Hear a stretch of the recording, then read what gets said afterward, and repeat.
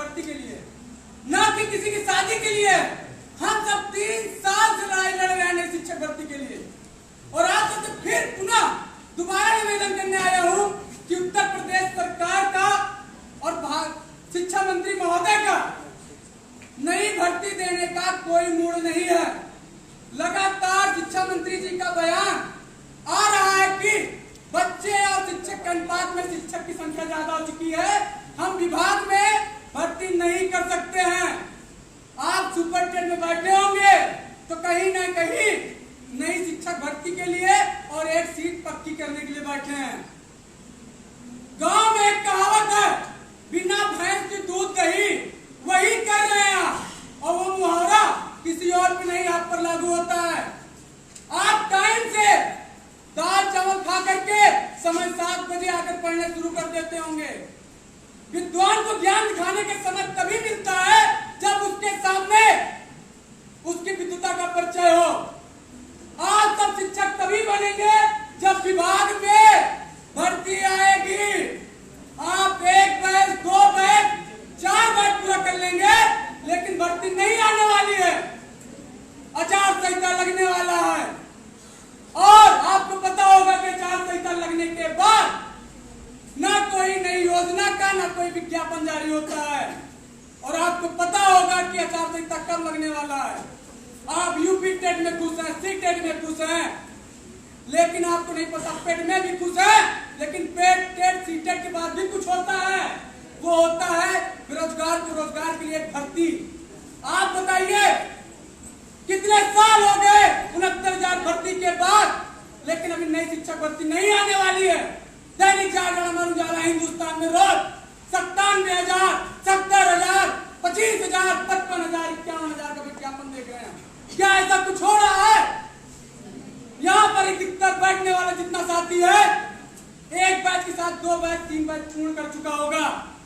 मैं स्वयं इलाहाबाद की धरती पर 3 साल से रोजगार की तलाश में, मैं DL 17 बैच से हूँ। अधिकतर साथी जानते होंगे मेरा नाम रजत सिंह है, और मैं रोजगार की तलाश के लिए यहाँ 3 साल से दर की ठोकर खा रहा हूँ। और लगातार हर जिले से लेकर के लखनऊ, इलाहाबाद, हर जगह धरना प्रदर्शन किया।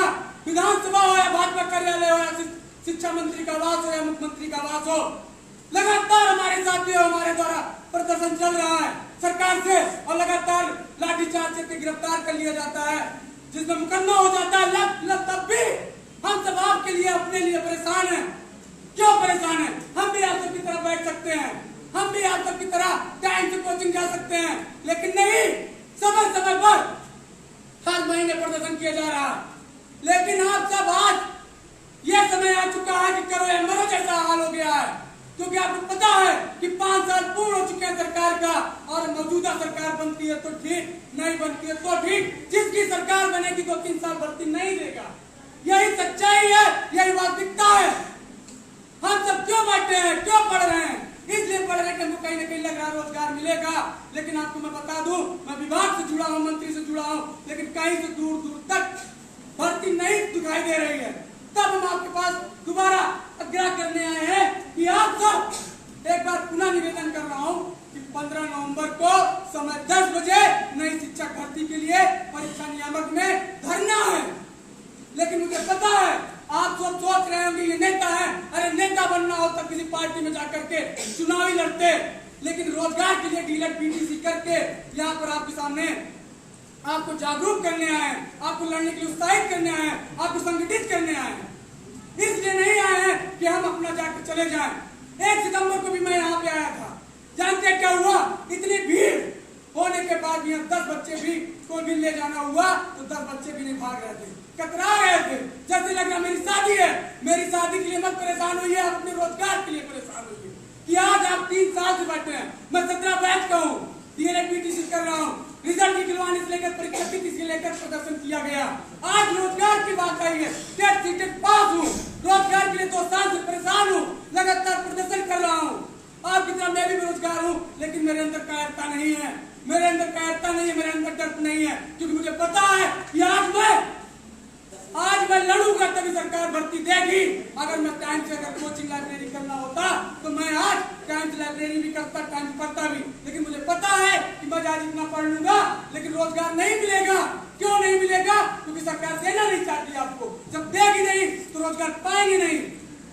शिक्षा मंत्री का बयान देख रहे होंगे, पेपर में केवल जो छात्राएं होती हैं वो पेपर के माध्यम से, यूट्यूब के माध्यम से पता होगा। यूट्यूब में हर दिन भर्तियां आती हैं जो पूर्तियां फेक होती हैं। छात्र को पता होगा जो सोशल मीडिया से जुड़ा हुआ है कि शिक्षा मंत्री का बार बार बयान आ रहा है कि रोजगार नहीं मिलेगा, शिक्षकों की संख्या ज्यादा हो चुकी है, हो सके हमको शिक्षा मित्रों को भी वो सहायक अध्यापक के स्तर पर चयनित करने वाले हैं, प्रोत्साहित करने वाले हैं। निवेदन कर रहा हूँ 15 नवंबर को आपके लिए आह्वान किया गया है। मैं चाहूंगा कि बढ़ चढ़ कर भाग लेंगे। इसके आगे जो भी साथी रमाकांत जी बोलना चाहते हैं बोले। सभी साथियों को, चाहे गृह साथी इसमें मेरे बैठे हैं, मैं बहुत बहुत धन्यवाद इनका भी करूंगा जो मेरे साथी 2015 बैच से बैठे आपके बीच में है। ये आपको मुझे ज्यादा बोलने की जरूरत नहीं है। चाय के बाद भैया एक मिनट माइक ले लो, गला खराब हो जाएगा और बोलोगे उसका उनको ठीक है भैया, आवाज ही बढ़ा लेता हूँ, माइक नहीं ले पाऊंगा। ठीक है, अभी युवा वर्ग है तो ये कहता हूँ कि आपके बीच में शेख पांडे जी 2015 बैच से बैठे जो गाजीपुर की धरती से है, इन्होंने दिल्ली तक जाने का कार्य किया था। अब इस बैच का पूरा मैनेज अब शेख पांडे जी करेंगे, हमारे अग्रज भी है। मैं साथियों आपसे बस ये कहना चाहता हूँ कि शिक्षा मंत्री जी यही कहे थे, आपने बयान भी सुना था कि भर्ती देना बच्चों का खेल नहीं है, वेतन देना पड़ता है। दिए थे कि नहीं दिए थे? और आपको अच्छी तरह से यह भी पता है कि शिक्षा मंत्री जी बार बार ऐसा जैसे बच्चों जैसी हरकत करते बयान देते आते हैं। और आपको यह भी पता है जब 69,000 भर्ती फाइनल हुई थी तो उसी समय सरकार के वकील ने एफिडेविट लगवाया था कि 51,112 पद अभी शिक्षा विभाग में खाली है, इनमें शिक्षा मित्रों को आगे फिर मौका दिया जाएगा। और यह भी पता है कि 68,500 की जो भर्तियां हुई थी, 68,500 की भर्तियां हुई, अभी 22,500 पद वहां भी रिक्त है, अर्थात 70,000 पद ऐसे रिक्त है। और आपको यह भी पता है कि अब साल मुझे पढ़ाया भी जाता है, सीआरटी में है कि 15,000 से 12,000 या 10,000 से 12,000 हर वर्ष जो शिक्षक जो है रिटायर होते हैं। विभाग में भर्तियां बची हुई है, हम लोगों का सपना साकार नहीं हो पाएगा। थोड़ा सा सोचिए उस समय के लिए जब आप घर से पहली बार निकलते हैं, माता पिता का छूटे पैर छूटे, भैया दीदी का कि मैं अब इलाहाबाद में जा रहा हूँ तैयारी करने, और एक छोटी सी बोरी सीमेंट वाले में या बड़ी बोरी में चावल दाल जो भी खाद्य सामग्री होती है गट्ठर पैक करके जब यहाँ ट्रेन या रोडवेज से उतरते हैं तो गट्ठर लेके घूमते हुए आते हैं। 10x10 के रूम में ताला मार करके अपना सपना सजाने के लिए आप दिन रात मेहनत करना शुरू कर देते हैं। दीवार पे लगा देंगे संस्कृत का धातु शब्द रूप, गणित का लगा देंगे फार्मूला, बाल मनोविज्ञान के प्रतिपादक लगा देंगे, अपना ज्ञानात्मक भावात्मक हर चीज, अर्थात जब मुझे मौका मिलेगा मैं अपनी एक सीट लेके रहूंगा। उसके लिए आप निरंतर तैयारी करते रहते हैं। लेकिन साथियों उद्दीपक सामने न हो तो अनुक्रिया नहीं होती है। आपके सामने उद्दीपक अभी नए आए हैं, इसमें मेरे काफी साथी पुराने हैं, जो पुराने छात्र वो जानते हैं कि यदि आचार संहिता लग जाएगा तो उसके बाद कोई नया कार्य नहीं हो पाएगा। तो साथियों आपको यही बता दें कि आप अपने सपना को सजाने के लिए दिन रात कठिन परिश्रम करते हैं। सुबह बिना खाना खाए हुए 7 से 11 दोपहर में चावल भात कच्चा पका चावल खा के चले जाते हैं। एल्युमिनियम के चावल में आप दाल भी बना लेते हैं, एल्युमिनियम के कुकर में आप दाल भी पकाते हैं, चावल भी पकाते हैं, उसमें चोखा भी बना लेते हैं। सोचिए कि आप एल्युमिनियम के बर्तन में 4-5 साल से खाना खाते रह जाएंगे, आप नौकरी नहीं पाएंगे लेकिन रोगी जरूर हो जाएंगे, आपके घुटनों में दर्द होना शुरू हो जाएगा। अब कुकर का भोजन कभी पकता नहीं है, वो प्रेशर से फटता है। आपको विज्ञान में पढ़ाया गया होगा। तो साथियों ज्यादा व्यतीत कार्य नहीं करने का मतलब यही है, सरकार के पास पद भी खाली है। अब हम लोगों को यहाँ फैसला लेना है कि भर्ती लेनी है या कोई भी सरकार आएगी। मैं सभी सरकार की बात करता हूँ, चाहे सपा है, चाहे भाजपा है, चाहे कांग्रेस है, कोई भी सरकार आएगी पहले वो अपने राजकोष भरेगी। जब वो राजकोष भरेगी तो 1.5-2 साल समय चला जाएगा।